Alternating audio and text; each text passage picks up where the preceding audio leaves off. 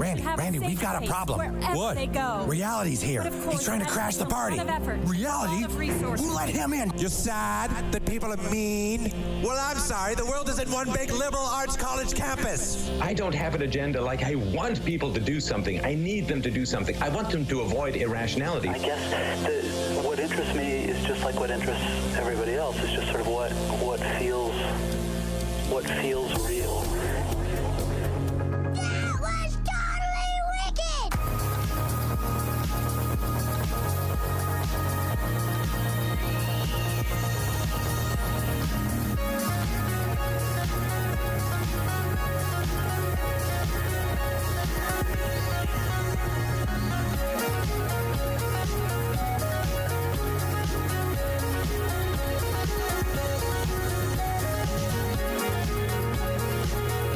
Morning, ladies and gentlemen. Welcome back to another edition of Real News on your morning time. It is 9:04 Central. That is 10:04 Eastern on this October 30th.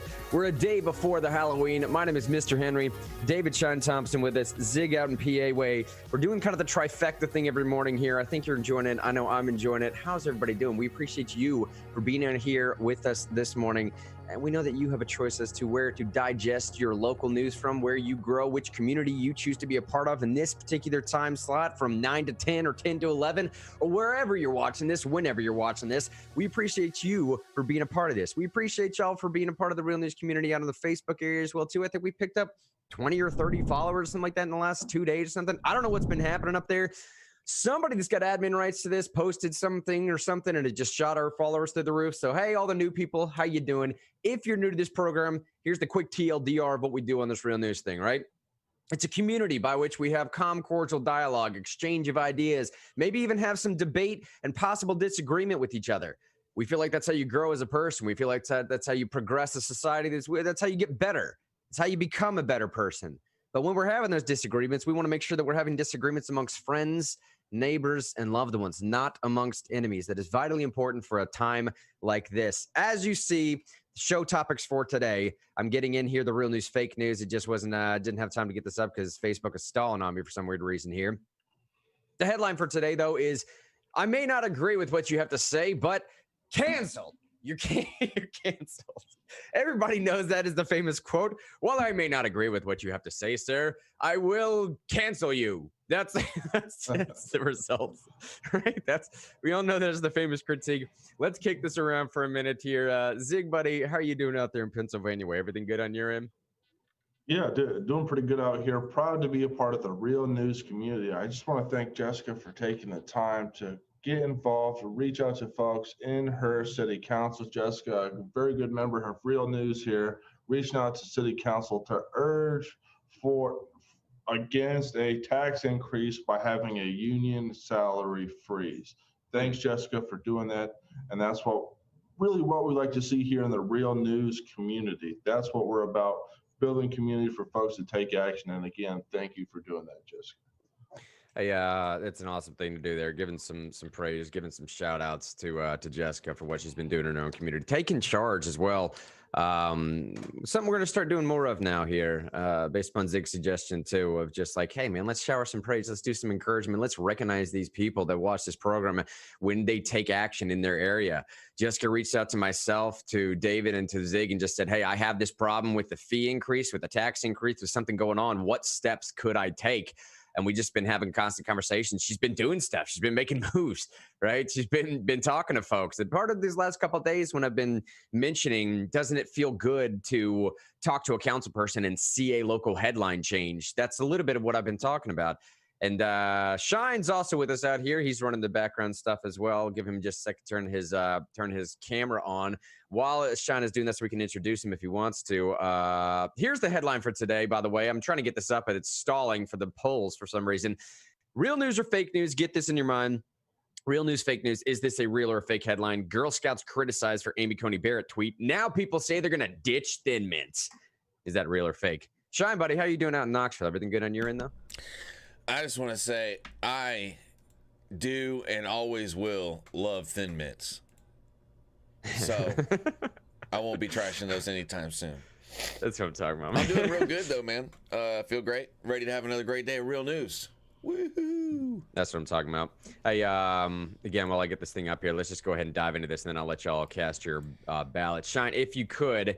Actually, before I do real news, fake news, let me do this greatest audience in the nation appreciation segment. If you're new here, let us know what you're into, what you're struggling with, what you're reading, prayer concerns you need for anything. What's going on in your life? How can we help you out? That type of stuff. Throw it in the comment section for us right now. Shine, buddy. Go ahead and grab the photo here. I tell you, I'm going to try and keep up in our game here with real news, fake news, the segments that we're doing.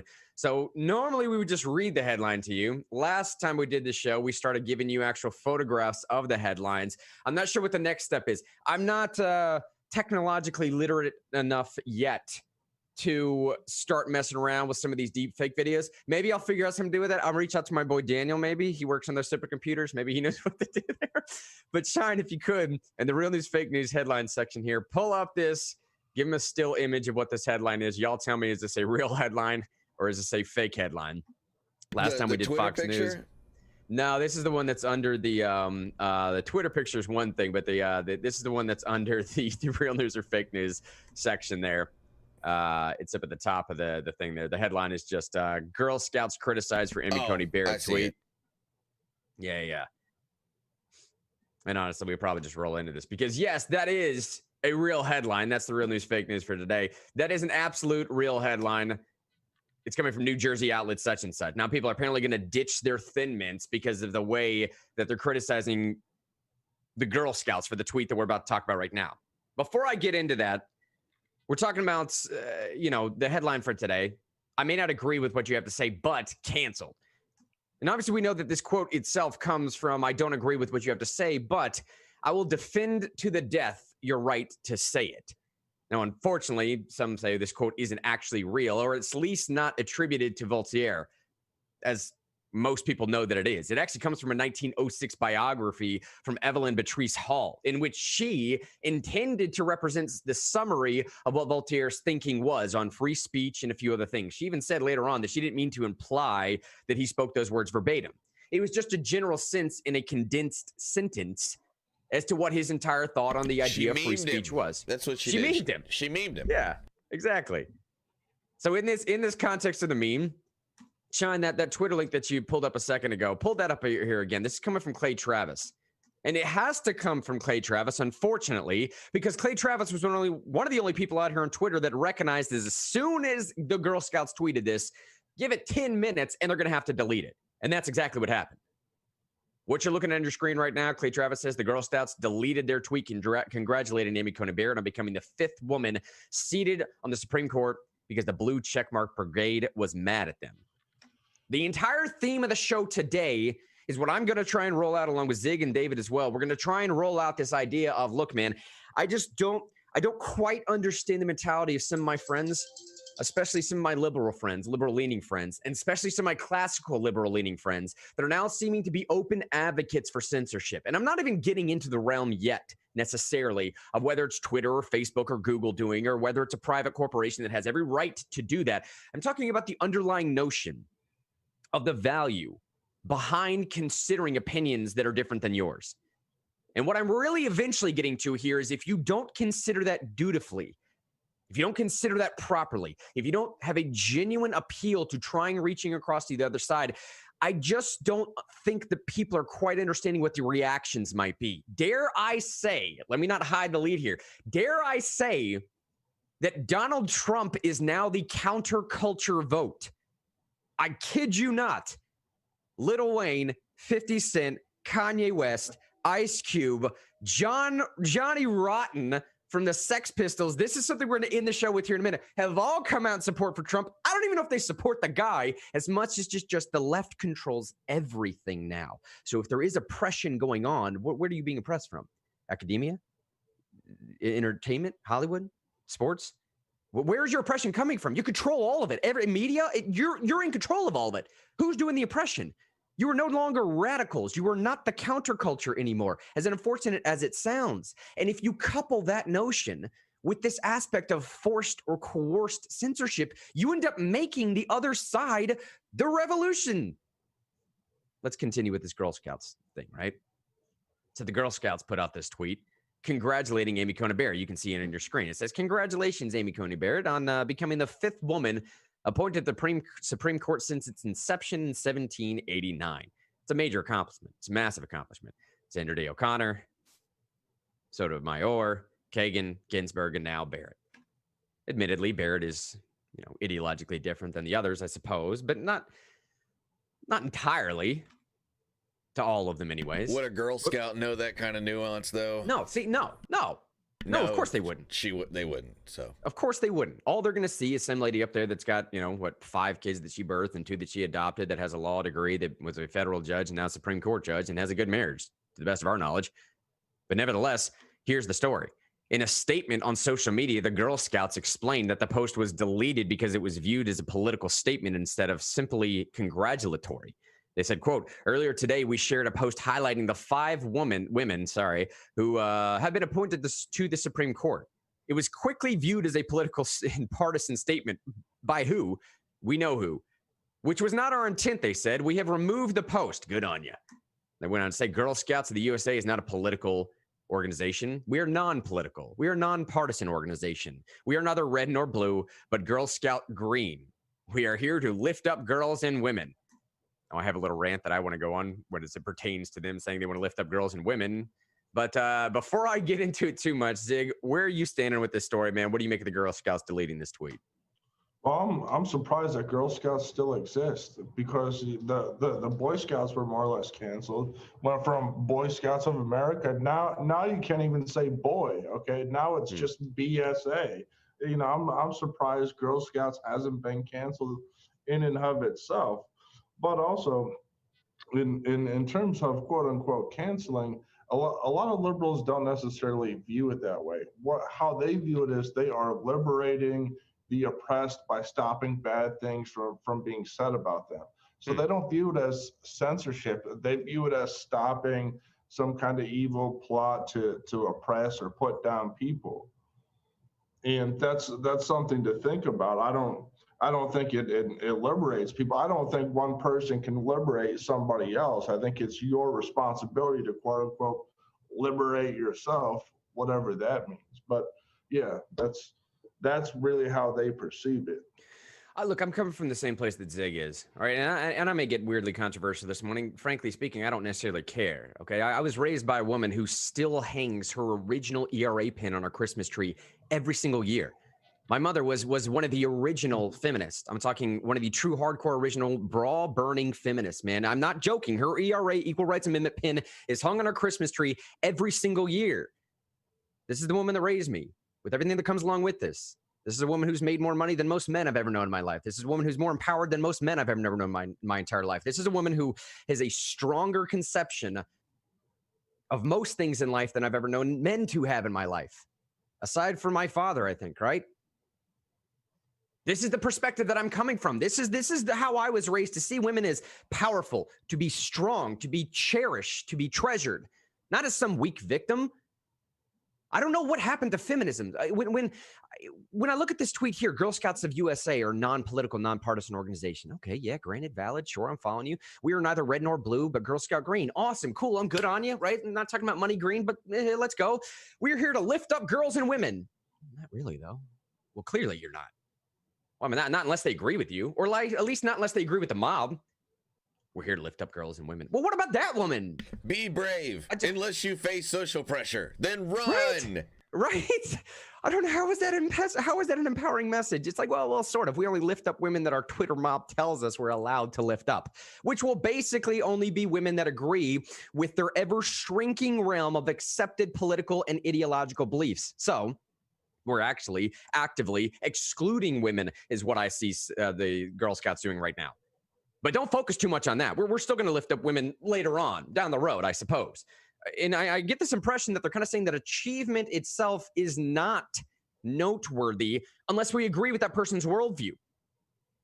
We certainly can't have an entire generation of little girls trying to have 5 children, get a law degree, adopt 2 more children, become a federal judge, then become a Supreme Court justice, all while maintaining a healthy marriage. That would not be an empowering message to little girls at all. We just want to make sure that we are passing the right message on to these little girls, right? That's what the Girl Scouts was doing. And don't think for yourself. No. Girls, don't think for yourself. You must be viewed as a monolith. You cannot think outside the box of what we tell you a girl is allowed to think. You must not think for yourself. We must think as we tell you to think, as the Twitter mob instructs you to think. Do exactly as you are told. Certainly don't become like Amy Coney Barrett. Yes. This is the message of feminism, right? This is the message of female empowerment that we want. Women supporting women. I love it. Just make the slogan of the Girl Scouts, be prepared is what it is. Be prepared to think and act exactly as we tell you to. Do you understand? I'm being satirical here, clearly, and I'm laying it on pretty darn thick. But I get disgusted a little bit to my core, partly because of how I was raised, how I was viewed to see women, who my mother is. I get a little bit disgusted in my core because this is not the message of how I know American women to be in particular, but women in general. Here's some of the responses we see, right? Thank you, Girl Scouts, for deleting your tweet praising Amy Coney Barrett. This is coming from the executive director of Rebellion PAC. We thank you for deleting your tweet praising Amy Coney Barrett. The reason today's Girl Scouts won't have access to healthcare, equal pay, or any of other rights we take for granted. Still skipping your cookies over this shameful decision. So this lady says, I appreciate you deleting your tweet because I've somehow convinced myself of the idea that something that is cemented in stone, like equal pay for women. What is your conception of the Supreme Court? How do you envision that they're going to overturn this piece of legislation? I mean, I would love to have that conversation. The point I'm making is that it's unhealthy to buy into such a delusion like that at the expense of another woman who's done so much with her life. Goes on to say, despite the innocuous nature, the Girl Scouts post promptly drew the ire of the left, including the Congressman Presley. Well, of course, we would expect that. Who wrote, what kind of patch does one earn for uplifting a woman who's the antithesis of justice? Really? Seriously? I don't know what kind of message that sends to little girls either, that unless they agree with you politically in every aspect of the word, they are therefore disqualified from pursuing a career in law. Is that the message? I mean, I guess that's the message. I suppose that's the message. Finally here, this actress, I don't know who this is, Amber Tamblyn or something like this, said, the Girl Scouts, this tweet is really disappointing and won't age well. When access to safe abortion, the healthcare needs of millions of women, girls, is gutted in the country because of Barrett's addition to the Supreme Court. And I say this one more time. Listen, y'all. There are very clear mechanisms by which you can enact social change in this country, okay? 9 unelected old folks is not the way to do it. It never was the way to do it. Do it by convincing your fellow man, passing a piece of legislation, empower your legislator, create change the way it's meant to be changed so it can never be changed again. And lastly, someone says here, I think finally hitting on the head, saying, this is crazy. This is another tweet that came after this. An organization claiming to empower girls to be strong is criticized for celebrating female justices on the highest court of the land. Then they bow the knee to the outrage. Way to show girls that they should take a stand and be bold. It's exactly how Shine started this. Why Shine's commentary is so great, because he cuts directly to it. That's an empowering stance to take, Well, yeah, man, we're a little bit intimidated over here, Way to show girls take a bold stance.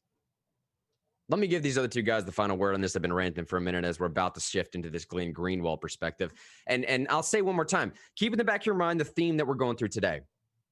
I may not agree with what you say, but I will defend to the death your right to say it. This aspect of censorship or self-censorship, the values behind this nature, I do not think is going to have the end result that some people think it will, right? Zig, Shine, anything you want to add on this? If not, I'll hit some Facebook comments here. Well, I think when we start talking about federal legislation, as these people are, I think the over-reliance on federal legislation disenfranchises and discourages women. You could have women lobbying these things in the state legislature and take charge of those issues in the state legislature and have them pass and have those things be set in stone. Instead, they went with federal legislation that may or may not be constitutional, and then they're going to get very upset when it gets repealed. And I don't think that's particularly empowering. I mean, I don't think anybody's against women leading the charge in the individual states as they should if this is an issue that they care about. Now, instead, we also have a lot of people getting frustrated and upset about the potential of it being overturned, which is counterproductive for those women. It's actually harmful, probably causes a bunch of stress. I'd much rather see those folks be leaders in their states instead of being burnt out on Twitter. Daniel said in Facebook, they were defending their original post, saying they didn't think about the political side of it. And I understand that. Right? And again, admittedly, I was laying on fairly thick there. Go ahead. With everything that's going on with Twitter and Facebook and Google over the past 2 weeks, I'm kind of mad that this is a story. You know what I'm saying? Like, just another example about how, you know, a few hundred people or a few thousand people on Twitter control the national narrative all the time. Yeah. With abhorrent actions. Like, I don't care about those people's opinion on why they think the Girl Scouts should not have posted that. And the Girl Scouts can post anything political they want. They can endorse somebody for president if they want to. I don't care, right? It's not like they're not allowed to do that. If it was the Girl Scouts of America support Joe Biden and wish Amy Coney Barrett had not been made a justice, it would have been uplifted by those people. So the fact that it's political is asinine. Like, mentioning that is even, like, that had a factor to play is stupid. It's because it was political in a certain direction. That's why those people got upset. And if it were Sotomayor or Kagan, would it have been political then? Right? I mean, exactly. Well, that's not the reason it was taken down. So, like, even mentioning that is irrelevant. Asinine's not the right word, but irrelevant. This is the Salem witch trial people. That's who they are. And they are going around declaring people witches and asking them to be burned at the stake. That's who these people are. It's disgusting. And anyone who bows to them is someone that loses my respect. So I'm a little bit more mad at the Girl Scouts of America than I am at the low IQ Twitter people, because everyone knows what they are. Everyone knows what to expect from them. But every single person, and maybe we'll all get the chance too, maybe the three of us, or maybe somebody on this show, maybe you'll get the chance too, to either bend the knee to these people, these psychopaths, or to ignore them and live your life like they're not in charge. But this story disturbs me, and I don't like it, and I'm just so tired of the Twitter mob driving the cultural narrative. And Sean, I hope it stops soon. Go ahead and pull up this next story here. It's under the national show notes section. It's that red print, yellow highlighted thing that says Glenn Greenwald on resigning from his own publication due to censorship. It's the first YouTube link in there. All right. Let me set this up a little bit, because it rolls directly into what Sean's talking about now of sort of cowering down to the mob. Even if it means losing something that you created. So Glenn Greenwald, I think most people understand who this guy is. He's been fairly left the majority of his life. He's also just called balls and strikes, to be fair. All right, he was publicist. I mean, he was an attorney for an extremely high profile litigation firm. I mean, it's a cutthroat style litigation firm. He's one of the best of the best.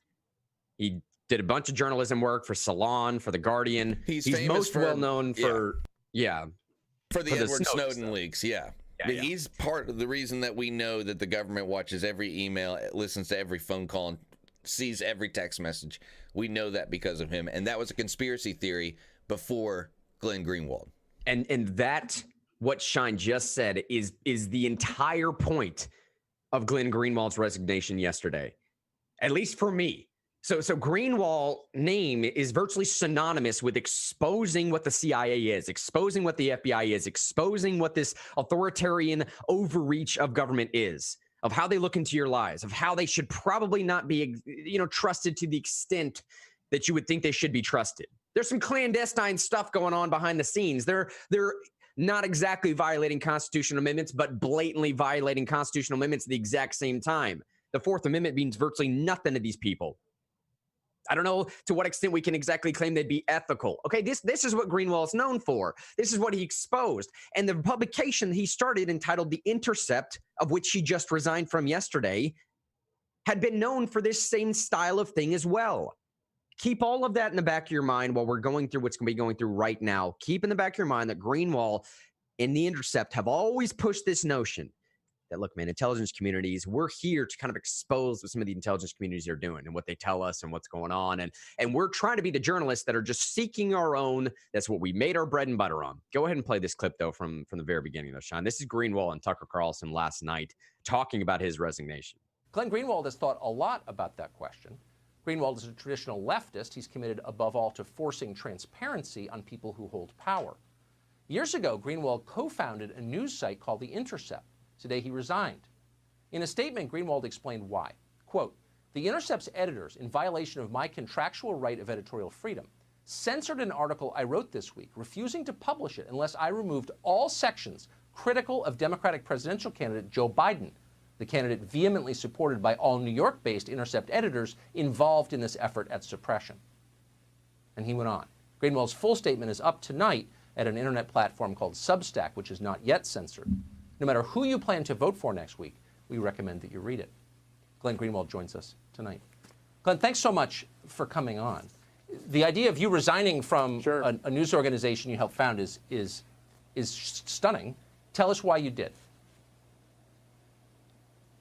Well, the news organization that I co-created was in 2013 at the height of the Snowden reporting. I left The Guardian to do it because I was seeing that there were a lot of constraints imposed on journalism and our ability to report freely against governments, against power centers, against all kinds of institutions that wield authority. And the premise of the news outlet, the core overarching premise, the reason it was created was to ensure that journalists would always have complete journalistic independence and editorial freedom, never have to pull punches journalistically or pay homage to pieties because of the preferences, the partisan or ideological preferences of editors or of anybody else. That was the core founding idea and vision.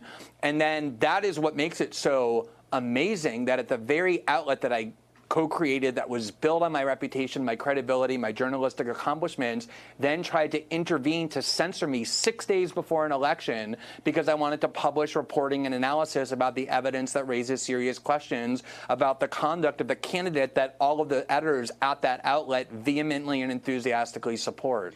All right, pause that real quick, Sean. I would imagine that... All right, so before Tucker asks this next question, let me just bring everyone to speed. I want to make sure we're all following along. And I'll read a little bit from his actual resignation letter. He essentially said, listen, y'all, I created this thing called The Intercept, and I'm leaving it now because when these New York-based editors took over and they refuse to publish what my journalism is in the company that I created. I'm done with it. I'm done with y'all. And the reason why you're giving me to refuse to publish what I'm doing is because I'm reporting on a presidential candidate that you're supporting. The bias here is so thick it's beyond obvious. It's so thick. I don't know. I think Greenwald's kind of saying I don't know the term to use to describe this right now.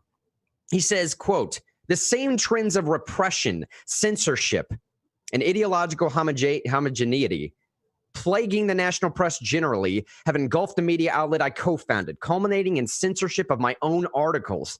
Today, I sent my intention to resign from the Intercept news outlet that I co-founded in 2013. Goes on to say the final precipitating cause is that the Intercept's editors, in violation of my contractual right of editorial freedom, censored an article I wrote this week, refusing to publish it unless I remove all sections critical of Democratic presidential candidate Joe Biden." Again, this dude used to write for Salon and The Guardian. He is usually tended to lean left. The candidate, they say, Greenwald says, the candidate vehemently supported by all New York-based Intercept editors involved in this effort of suppression. He goes on to say, I had no objection to their disagreement with my views of what this Biden evidence shows. As a last-ditch attempt, before we hear the next statement here, hear what Greenwald's saying. As a last-ditch attempt to avoid being censored, I encouraged them, meaning the New York editors, to air their disagreements with me by writing their own articles that critique my perspectives and letting readers decide who is right. Are you kidding me? He says, the way any confident and healthy media outlet in the world would. But modern media outlets do not air dissent. They quash it. So censorship of my article rather than engagement with it was the path these Biden supporters and editors choose. He says, I encourage them to air your disagreements by writing the other opinion and putting it out there in the same publication. Let's have a debate. Let's have a dialogue. Let's disagree about this publicly. The reason why he left his own company is because the people that are editors at his own company now are saying, nah, that's not the game we play anymore. Remember those classic liberals from the 60s and 70s that were all about free expression and free speech? We're not them anymore. Sorry, Charlie. We're now kind of leaning in the Marxist direction, and we're not even going to debate you. That's just not the game we play anymore. Sean, you can go ahead and pick up the next question here. It's good to point out that it was in his contract from when he founded the company that editors could not censor his stories. It was also in his contract that he could post on another outlet. So he left himself 2 backups. The first backup failed because he literally wasn't the guy who could put it on the website. He wasn't that guy. It's some other guy's job in New York. So I don't know. I think that's important to point out, is they're violating their contractual agreement with him by not publishing it. So they'll probably get sued, is what I'm saying. They were willing to deal with real legal consequences. Yeah. They were not just being biased. They were ready to fall on the sword to keep this article from coming out. And I'm telling you one more time, okay, the theme for today, I don't agree with what you have to say, but canceled. Part of that theme for me is saying, listen. This aspect of cancel culture, I think the idea, the intention, at least in the way that I understand how this works, is that if you can at least just squelch disagreement, if you can just tamp it down long enough, that means the ideas will never rise to anything. There will be no reaction from it. I do not think that's what's happening. I'm fairly certain this will result in Trump being elected president again because he's now the counterculture selection. All right. I'm thinking it's going to have a reverse result from what people were intending that it was going to have. But before we get to that final piece of analysis, Zig, let me kick it to you, man. I don't know, buddy. Am I blown out of proportion too much? Do you make anything of Greenwald stepping down from his own place? What do you think of this stuff? Stories like this remind me of Ric Flair's quote, "To be the man, you got to beat the man." The same thing holds for the press. To beat the press, you got to be the press. And that's why I'm on here on Real News, because I am creating new media. We're creating new media. Members of the Real News community are creating new media, and that's what we have to do. Him being ousted is the result of 100 years of progressivism.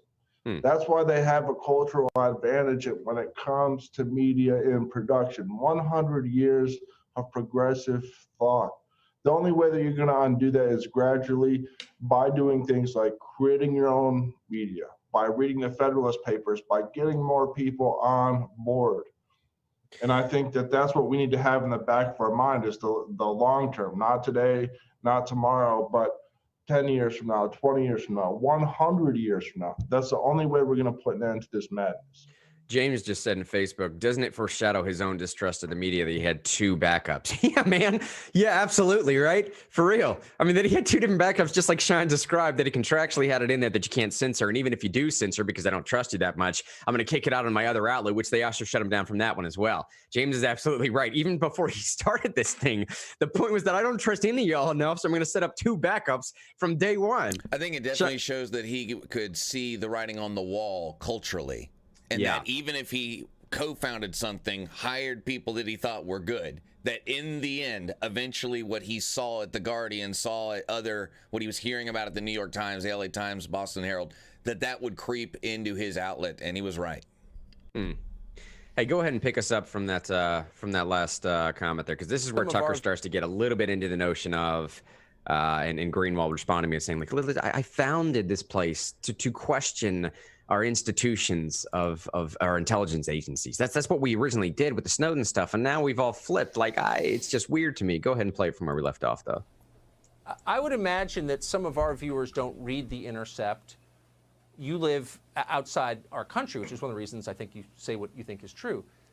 Tell us what this portends for the future here in the United States. So The Intercept was actually, for a while, a unique publication, and I think the vision I just described is one reason, but another was that it was intended, above all else, to be highly skeptical of the claims of intelligence agencies. At the time when we were doing the reporting, the attacks were coming from the NSA, the CIA, the deep state against me, against my source Edward Snowden, and against the reporting. And we knew they were lying constantly and disseminating propaganda in a very powerful way. So we set out to say, we're going to investigate them. We're going to be skeptical of them. We're going to subject their assertions to critical scrutiny. And I am so embarrassed and angered that the media outlet that I created, along with two other excellent journalists, to do that, the only article it published about all of these documents that have emerged about Joe Biden, other than a column of mine where I denounced Facebook and Twitter for censoring it, was an article that made reference in passing to those documents very snidely and dismissively to say that no one should pay attention to it because it was Russian disinformation, and it cited a letter from John Brennan, James Clapper, Mike Hayden, and the rest of the goons from the CIA and the intelligence community asserting it. And we're still, that letter said, we have no evidence that Russia's involved in any of this. The Intercept omitted that phrase, simply cited that letter to try and encourage people to ignore this evidence on the grounds that Russia had manufactured it and that the evidence was fabricated, even though there's never been any evidence for that's been true. And everything since has disproven it, showing Russia was not involved in any of this, and nobody, certainly not even Joe Biden, disputes that these emails and other text messages are completely real and authentic. It's horrifying. All right, you can pause there, Shine. So listening to Greenwald speak sometimes, I realize why people get frustrated listening to me speak. He speaks so quick, and it's difficult he's just constantly dropping stuff. It's hard to keep up with where he's going sometimes. But so he's basically saying, look, okay, we founded the Intercept to question what the intelligence agencies are telling us. If anything, I'm the one with consistency here. Golly, these people that are getting upset at me now, y'all had no problem when I was revealing what Snowden was doing a while back, as long as it was hurting your guy. Or the other guy, I mean. Now all of a sudden when it's hurting our guy, now we have a problem with me? I'm being as consistent as I possibly can around here. I've always been this guy that says, like, listen, hang on. We started this to question what some of these intelligence agencies are telling us, what the real story is, so we can get the true story to the American people. And aside from all that, the report that we're getting back now as to why we won't send around this story about Hunter Biden and the emails is because a bunch of folks said that this has the same tendency or the same look as what Russian disinformation would have been. Nobody's claiming that it actually came from Russia yet. He said nobody actually was claiming that there's any substantial evidence to cite that it did indeed come from Russia. It just looks the same that it might have. So that's what we're going to go off to censor a story entirely. It just doesn't make a lot of sense to me, is what Greenwald's saying. I don't understand where you're coming from this. I don't understand how I'm not being taken seriously. He finalized this entire thing by saying, like, look, this is why I had to leave. And I'm saying right now, I think the classical liberals of the 60s and 70s roaming around Berkeley's campus advocating for free speech and free expression have now been turned into the very thing that they fought against. Go ahead. Those guys weren't classical liberals. Those folks were Marxist. Those folks were Marxist from day one. David Horowitz was there doing those free speech protests. David Horowitz was a young Marxist who became a conservative Republican after he accidentally got somebody killed by helping out the Black Panthers. Zig's exactly right. This term classical liberal, when you really look it up and research it, what you're going to find is a lot of references to a John Locke. You're going to find a lot of references to, I don't know, maybe even a David Hume. You're going to find a lot of references to the philosophers that the founding fathers pulled from. Classical liberalism is just that. It's the power of the individual autonomy. Okay, and when I'm using this term classical liberal because I think a lot of people right now would prefer to see themselves as that. A lot of actual liberals now would prefer to see themselves as classical liberals. I know that Dave Rubin is a guy in particular who always likes to go around claiming and saying, I'm a classical liberal. That's how I lean liberal, maybe in social issues, but in other issues, blah, blah, blah. This is the claim that he makes. Zig's exactly right, though. To use the term in the 60s, 70s may not be correct. Nevertheless, whatever you want to label them, I believe at this point, though, we're dealing with a situation where we have a lot of bigoted zealots going on right now. If I were to just say this right now, bigot's a term that has a lot of sting to it, unless you define it. A bigot is simply a person who is intolerant of opinions differing from their own. When I come out and say that someone is a bigot, I think it does have a sting to the back end of it. Like, you can't claim someone's a bigot, man. What are you talking about? That's a dirty word. That's a nasty word. But is it not true in the pure definitional sense that these New York editors are bigots? They're prejudiced individuals that are intolerant of opinions differing from their own. So intolerant that they force the person that created the company to leave that company that he created. That is a bigot. People in my own life, that have never once thought about advocating for censorship are now forced into supporting suppression of ideas out of fear that they too may be canceled. The mere perception of disloyalty is enough to cause ostracization. And as unfortunate as it may be for some of these folks to hear, for some of the liberal people that may be listening to this show right now, for some of my friends that have liberal leanings, it seems like this call for censorship is coming primarily from just one side. Look, you don't have to take my word for it.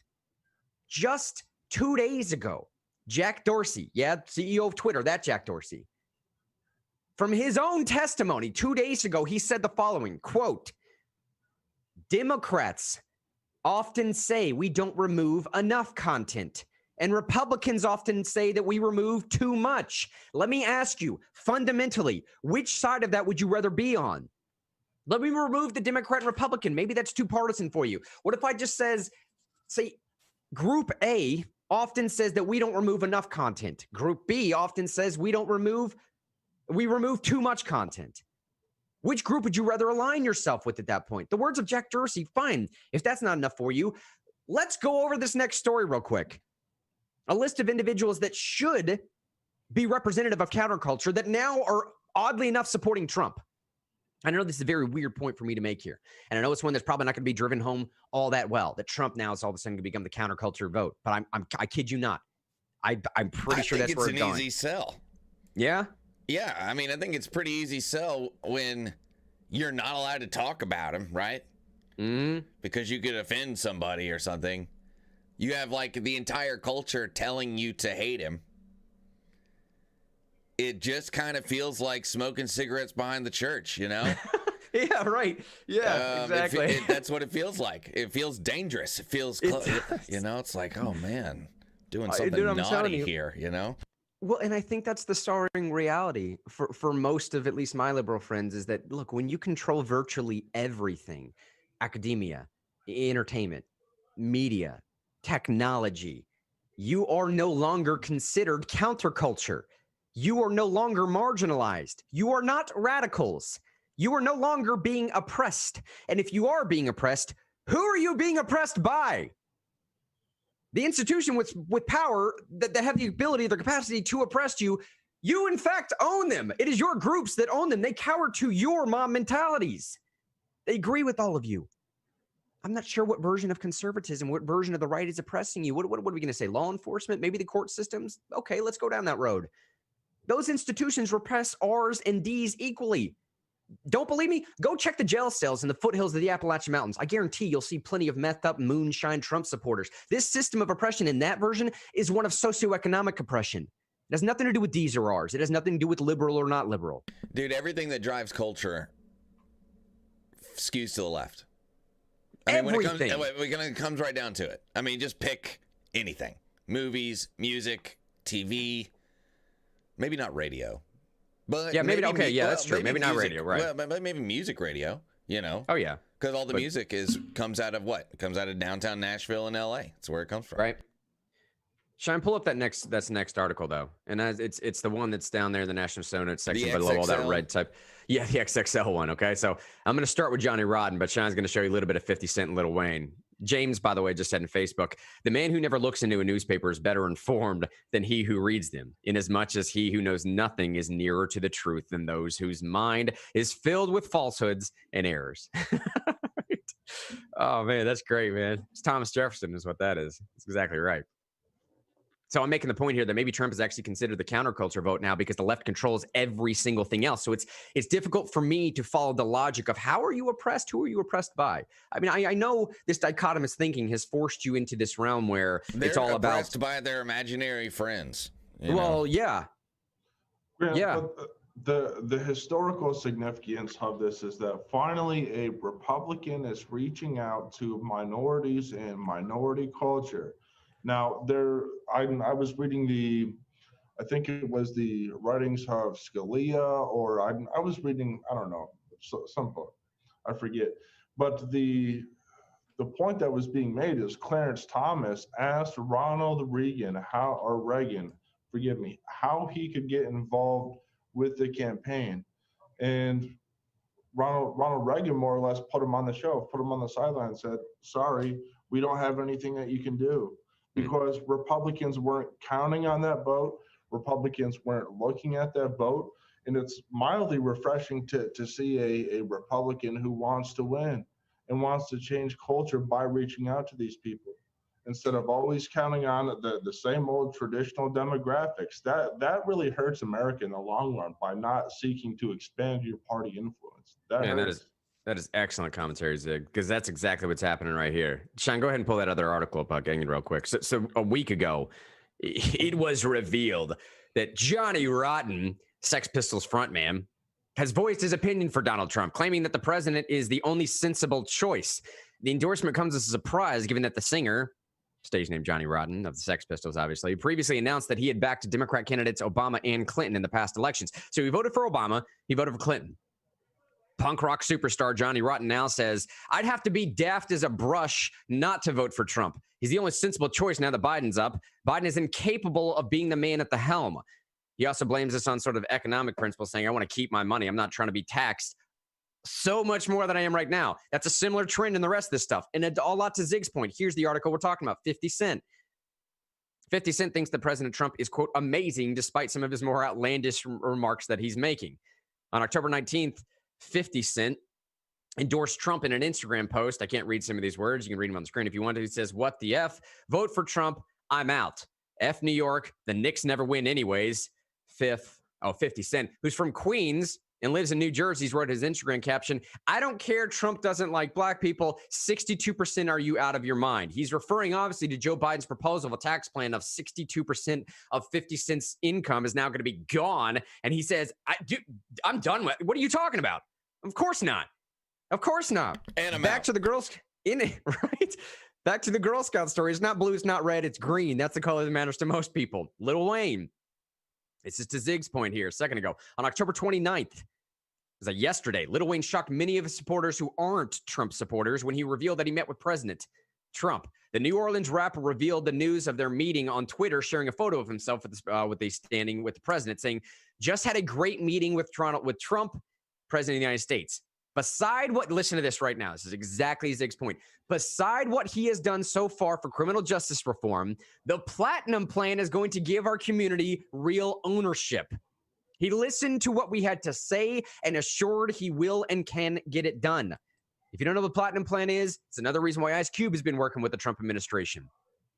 It's the Platinum Plan's initiative that lays out a promise to Black Americans over 4 years, promises to bring almost $500 billion into Black communities, provide better and affordable health care, offer to access for capital for Black-owned businesses, educational opportunities, and much more. That's Ice Cube's input on this. Lil Pump, I don't pretend to know who this dude is. I don't think it matters.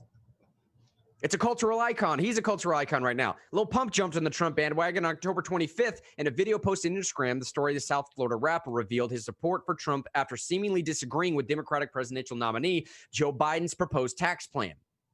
He went on to say, here it is, all I got to say is Trump 2020 B word. He says, F I look like paying an extra 33 in taxes for Biden, BA, you can see the rest. I think this is a little bit of what Shine's talking about. For Lil Pump and maybe Block Boy JB, some of these newer rappers might just be like, hey, it's like this is the trendy thing to do. Okay, this is smoking behind the church, right? This is a little bit of like this is the counterculture a little bit. So I think it's a couple different things. It's a little bit of the counterculture, and it's a little bit of what Zig's talking about, is that the Republicans are making a very concerted effort to reach out to a demographic that virtually no Republican has reached out to for a very long time. And maybe 2020 is that tipping point. It also feels like it's finally legal for Republicans to be able to like hip hop. You know, it always seemed like it was illegal if you're Republican to be able to listen to any kind of rapper, and you could only listen to banjos or some other nice church organ music and I'm not bashing on those forms of entertainment, but before it always seemed like that kind of thing was all that was tolerated.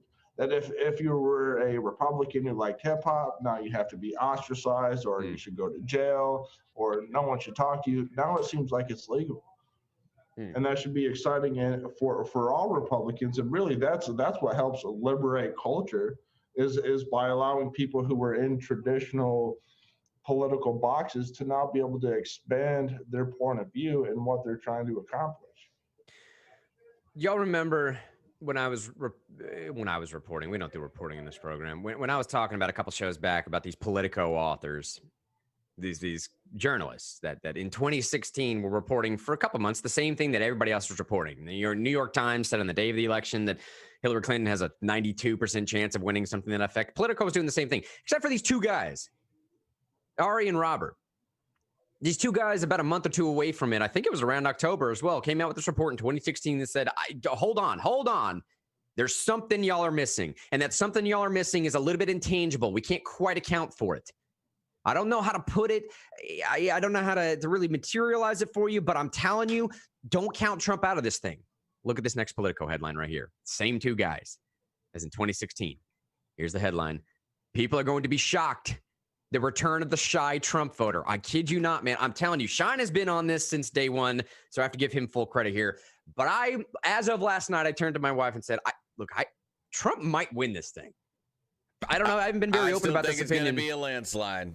Right? I think he's going to get over 306 electoral votes. For up until literally last night, I was fairly certain Biden was going to win, and we might actually lose some seats in the Senate. I don't know if it'll be a switch, but it'd be pretty darn close. There's a few of them in particular. And as of last night, I turned to Gabi and I said, there are a few things setting up here that I just you can't account for. The counterculture thing, Republicans reaching out to minorities in a way that they never have before. These folks talking about, we're seeing the same trends in 2016. And it's not just about the polls being wrong. It's also about the ground activity. I'm like, all these little elements moving together. I'm telling you, Trump may pull this thing out. Let me just tell you what I'm looking at here in Politico. In 2016, pollsters, Ari and Robert, saying that because I don't want to butcher their last names, doesn't matter, saw Trump coming. And in 2020, they see polls again underestimating his support. Goes on to say here, in 2016, months of national polls confidently showed Hillary Clinton ahead and set many Americans up for shock on election night, when the Electoral College tilted decisively in Trump's favor. Two pollsters who were not blindsided were these two guys. Ari is a Dutch economist who leads the USC's Center for Economic and Social Research. He gave Trump a 3-point lead on election day. And the other guy, Robert, he notes that he was wrong. Clinton still won the popular vote, but at least they got the Electoral College vote correct. So these two guys, their polls, while everybody else was saying that Clinton was going to win in a landslide sweep, these two guys said, look, I think he might have a 3-point win in the popular vote, and he's definitely going to win the Electoral College. We got the popular vote wrong, but we picked up the Electoral College. We were right. Yeah, actually, Trafalgar Group picked the exact number of delegates that he got.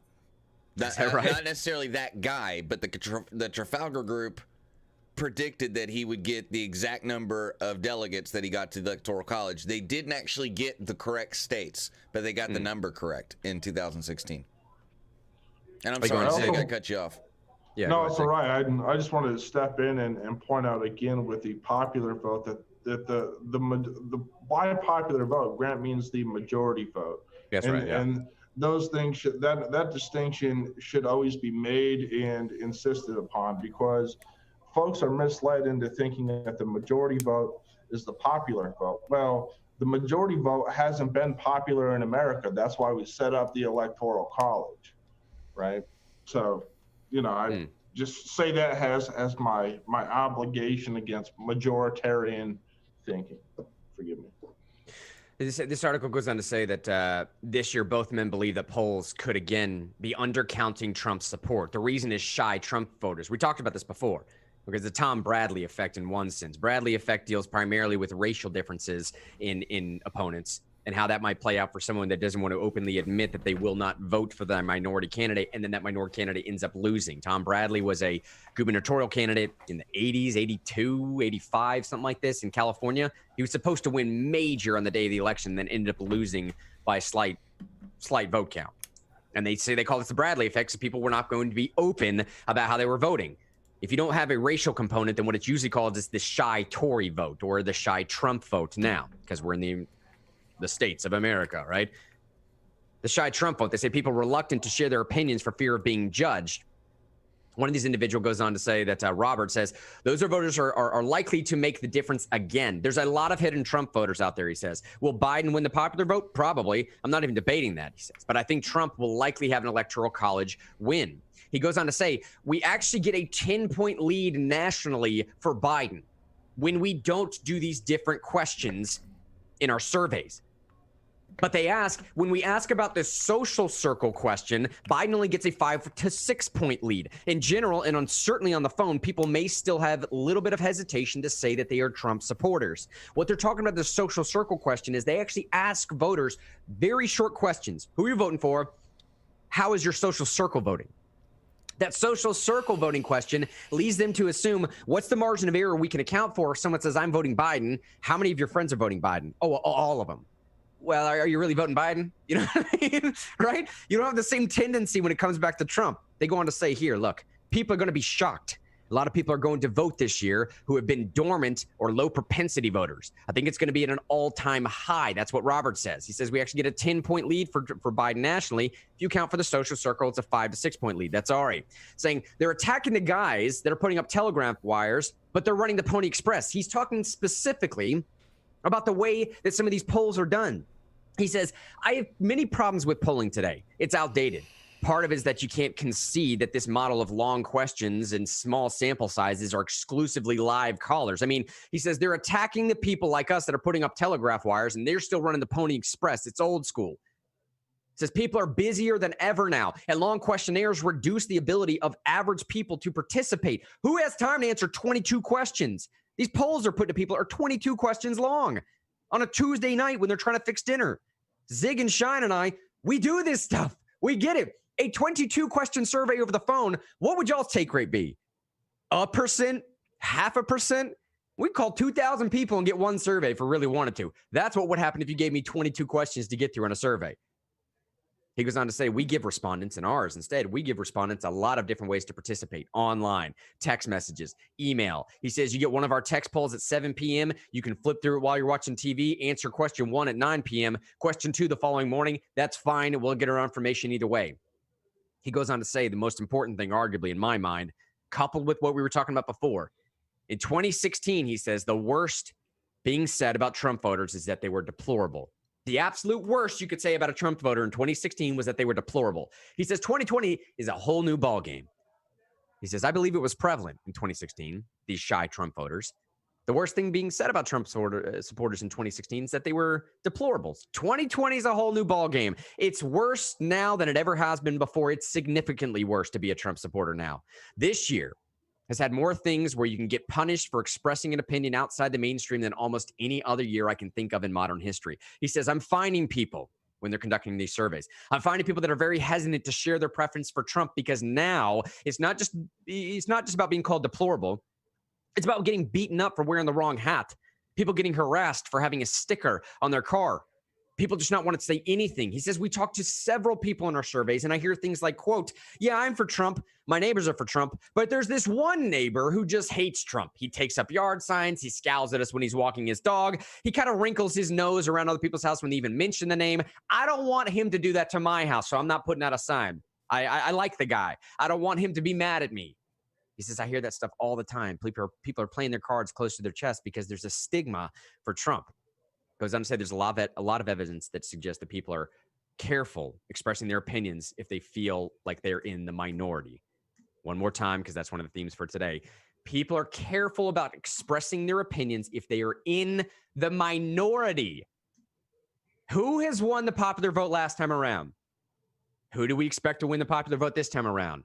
In a traditional sense of a mob rule democracy, I would make the contention, the argument that it is Democrats that are in the majority now. If you are being oppressed, liberals, it is by your own party. The counterculture vote, in my opinion, is now going to be Trump. Trump supporters feel like they are in the minority in this country. That is one of the reasons why we have the Electoral College. Do not discount that minority vote because that is y'all's message. That is what you preach. That has typically been the tagline of Democrats. And one more time, let me say this right now, okay? I may not agree with what anybody has to say, but I will defend to the death everyone's right to say it. As we exit the show, I'm going to kick to Zig for final thoughts or Shine for final thoughts, see what they think of any of this stuff that we're talking about today. But I don't want to just make too much of a pitch for AFP right now, the company that Shine and Zig and I work for. But seriously, in all sincerity, one of the reasons why I think all three of us work for this company, we do this podcast thing on our own time in the morning, right? We enjoy what y'all do. We like building this digital family that we have. And every now and then some of y'all jump over and do the Americans for Prosperity stuff with us. But we always make a hard line of distinction that this is our own time. This is our own opinions. Has nothing to do with this company we work for.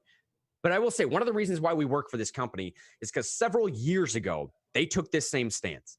Several years ago, they recognized this wave of populism that was riding on the right. They recognized this wave of, I don't know, what do you call it, Marxism or reverse populism. I don't care what you call it. They just recognized the extremes for what they were. And they thought to themselves like, no, we're going to be a company of guardrails. We're going to be right down the middle. We're going to be reasoned, principled, and stick to what we know to be true. At some point, this stuff is going to come back around. I promise you. At some point, people will yearn for reason and rationality again. And I know, again, this sounds like a pitch for AFP, and it kind of is a pitch for AFP. Maybe I've been sold on it. I don't necessarily care. I think this company is uniquely situated to do what is absolutely necessary to be done exactly right now. To be okay to disagree with someone and to defend that stance of disagreement to the death. I will defend to the death your right to say something that I disagree with. How many of you all can say the exact same thing? We all should be able to say the exact same thing, especially right now. I believe that's what's absolutely needed. Zig, let me kick it to you for any final thoughts here, and then I'll kick it to Shine as well. The truth is that we can't have disagreement amongst friends if people aren't A, willing to speak, and B, have additional information to disagree with. That's why we're here at Real News, to help provide you with the information so you really can have an honest discourse that isn't going on in the media today. That's why we're Real News with real friends in a real community. And that's why I would encourage you to get involved either in Real News, share this with a personal message, with a friend, share it with a family member, but also take some time on your own to become a social change entrepreneur. I know some of the people right now are listening and doing it on their own.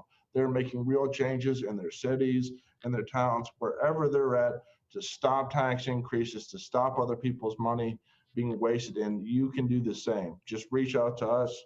We will make sure that we can find a way to help bring that dialogue and that information you need to make a change in your community.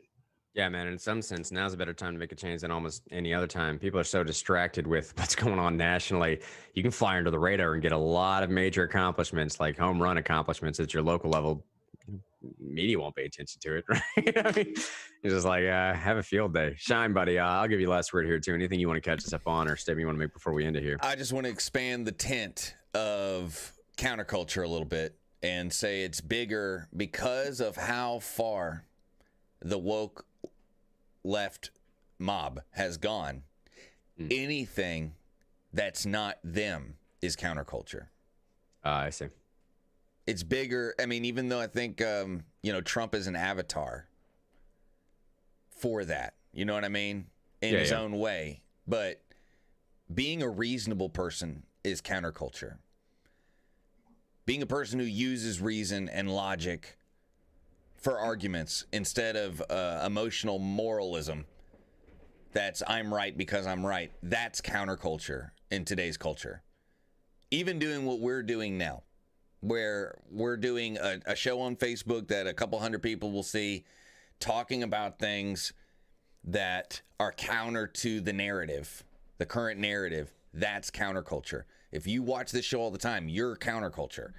And I think it's not because we're all doing the right stuff. It's because there's a particular group in this country that drives narrative, drives culture, that is doing it wrong every day and demanding that they're correct. So being a reasonable person, not being a cult member, okay, is counterculture. And I think it will exist long after Trump is what I'm saying. But it also exists outside of his particular influence in this particular moment of an election between him and Joe Biden. Hey, let me end with this, man. Jessica just said in Facebook, all right, this is exactly what Zig is talking about. And it's so fitting because Jessica and Zig live in the same state with each other. Zig goes on here and talks about, hey, influence your community around you. That's part of what we're preaching here. It's why we work for this company. We want to be able to give you all the tools to do something in your own community. We told the story about Jessica reaching out and trying to make some change where she's living out there. She just put this in Facebook saying, y'all, I got asked to, I think she's saying, sit together, have a meeting with a woman that's running for city council last night and bounce ideas. She says, I'm overwhelmed. She's now being asked, because of her influence in the community, she says, get together. Yeah. She's now being asked to get together with someone that's running for public office to bounce ideas off of her. I suppose in some sense, because this person that's running for political office sees her as what Zig just said. We call them social change entrepreneurs, individuals that are just taking charge of their own community, right? I mean, eventually that's what we're trying to lead everybody into, to think differently, to understand differently, to be empowered, and to be charged with understanding that you can make a difference where you live, in spite of whatever you're told, in spite of being seen as a monolith, in spite of the fact that you think you may have to cower to whatever this mob mentality is. It's not the case. It's just not. Jessica had a simple concern out in her area. We had some conversations. Now she's about to meet with a council member. I'm telling you, man, that is cool. That is round of applause cool. We love it, Jessica. We love you. We got to end the show here for today, but that's fantastic stuff right there. 10:08 in the morning. My name is Mr. Henry. David Sean Thompson, Zig out in PA way. We will see y'all on Monday. Peace.